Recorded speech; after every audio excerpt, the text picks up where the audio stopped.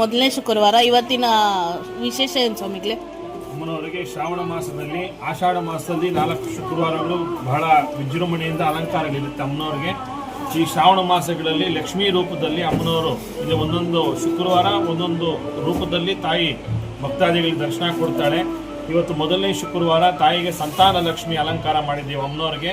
ಈ ಸಂತಾನ ಲಕ್ಷ್ಮಿ ವಿಶಿಷ್ಟ ಏನು ಅಂದರೆ, ಭಕ್ತಾದಿಗಳು ಯಾರೇ ಮದುವೆ ಆಗಿ ಸುಮಾರು ವರ್ಷಗಳಿಂದ ಸಂತಾನ ಆಗಿಲ್ದಿರ ಇದ್ದರೆ ಮತ್ತು ಅವರ ಜಾತಕದಲ್ಲಿ ಈ ಸಂತಾನ ಪ್ರಾಪ್ತಿ ಇಲ್ದಿರ ಇದ್ದರೆ ಈ ಶ್ರಾವಣ ಶುಕ್ರವಾರದಂದು ಅಮ್ಮನವರಿಗೆ ಈ ಸಂತಾನ ಲಕ್ಷ್ಮಿ ದರ್ಶನ ಪಡೆದು ಆ ತಾಯಿಯಲ್ಲಿ ಅರಿಕೆ ಮಾಡಿಕೊಂಡು ಪ್ರಾರ್ಥನೆ ಮಾಡಿಕೊಂಡ್ರೆ ಆ ತಾಯಿಯ ಅನುಗ್ರಹ ಶೀಘ್ರವಾಗಿ ಸಂತಾನ ಪ್ರಾಪ್ತಿ ಆಗುತ್ತದೆ.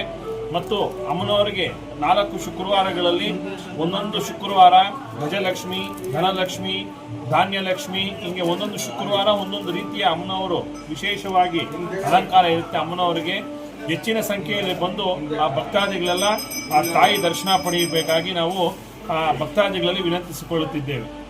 4 ವಾರನೂ ಇದೇ ಟೈಮಿಂಗ್ ಸ್ವಾಮಿ?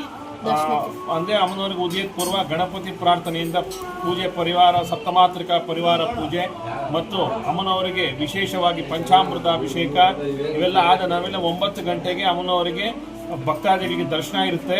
ಮತ್ತು ಸಂಜೆ 5ರಿಂದ ರಾತ್ರಿ 10 ಗಂಟೆವರೆಗೂ ಶುಕ್ರವಾರ ಅಮ್ಮನವರಿಗೆ ವಿಶೇಷವಾಗಿ ದರ್ಶನ ಇರುತ್ತೆ ಅಮ್ಮನವರಿಗೆ.